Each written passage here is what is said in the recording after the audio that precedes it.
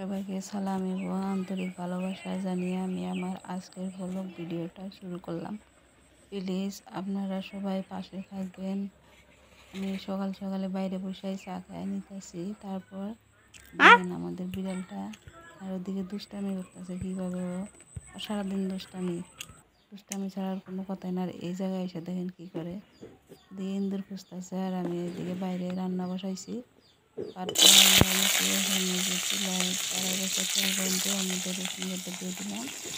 আর তারপর কাঁচামরিচ দিয়ে দিলাম। কাঁচামরিচ দিয়ে তারপর এগুলো দিয়ে দিলাম। এগুলো ভালো করে নাড়াচাড়া করে পুরো হইলে ধরেন লাল লাল পুরা না লাল লাল হলে তখন রাত্রে বাইরে রাখা ঠান্ডা মাছ আর ধনিয়া পাতা আছে। রাত্রে মাছ এগুলো সেগুলো বাইরে রাখছি কিন্তু এই জন্য ভাবলাম দেখতে পারবো আরও করি আমি কীভাবে ঠান্ডা মাছ পাঠায় বেটে ভর্তা করি। এগুলো এখন শুকনো মরিচ দিচ্ছি গোটা ভাজা ভাজা হয়ে গেছে। এখন যে রাত্রে ভেজে রাখা ঠান্ডা মাছ আর ধনিয়া পাতাটা দিয়ে দিলাম। অল্প লবণ দিয়ে কারের মধ্যে ভাইজে তারপরে ঠান্ডা করে পাঠায় বেটে ভর্তা করে নিমো। তারপর আমি উপরে আসলাম মানে ওটা ভাজাটা নামাই দিয়া ঠান্ডা হোক। আর এদিকে আমি এক গ্লাস জল আর একটা পান খাই নেব। আর ওই যে আমার বিড়াল মা আর বাচ্চা মিলে দেখেন বসে আছে খাওয়ার জন্য। আর ভাতটা বাইরে রাখছে আর ওদের মা বেটি মারামারি করতেছে। পেঁয়াজ কয়েকটা মাথাগুলো রেখে দিয়েছিলাম ওগুলো খুশি জ্বালাইছে বিড়ালে লাগাই দিয়ে। আর আমি শিলনোড়াটা অল্প ধুয়ে নিই। ধুয়ে নেওয়ার পরে এর মধ্যে চান্দা মাছটা বেটে ভর্তা করে নেব। পাটার মধ্যে দিয়ে দিলাম। ভর্তা হয়ে গেছে বাটির মধ্যে নামায় রাখার পর কটা গরম ভাত থালের মধ্যে বাইরে নিয়ে আসি। পাটায় অল্প মইচা নিই। পাটায় মইচা খাইলে ভাত তো ভালোই লাগে।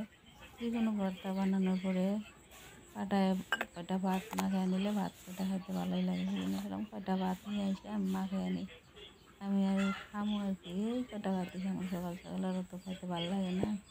মন মেজাজও বেশি একটা ভালো না খাওয়ার জন্য তো ইচ্ছা নেই। আর আমার মোবাইলটা খুব ডিস্টার্ব করে সহজে মানে টাচ হয় না।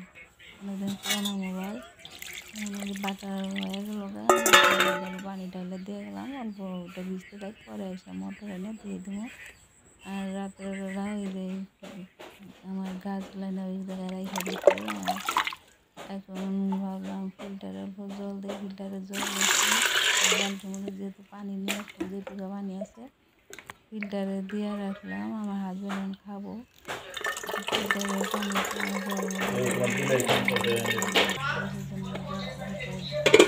আগের দিকে পাটা রাখলাম ভেজে রাখলাম। পরে আমি আমার হাজবেন্ড বিড়ালের বাচ্চাটা বসে আছে খাওয়ার জন্য। ওদেরকে এখন দুইটা মাছ দিয়ে ভাত মাখায় খাইতে দিলাম। এখন ওরা খাবো মাছের তো ভাত খাবোই না। খালি ভাত দিলে ভাতের বগলেই যাবো না। আমি পায়েসটা নিয়ে আসলাম যে রান্না অনেক রান্নাটা অল্প পরিষ্কার ধুয়ে দেবো সেরকম দেখলে কিন্তু ইটগুলোর উপরে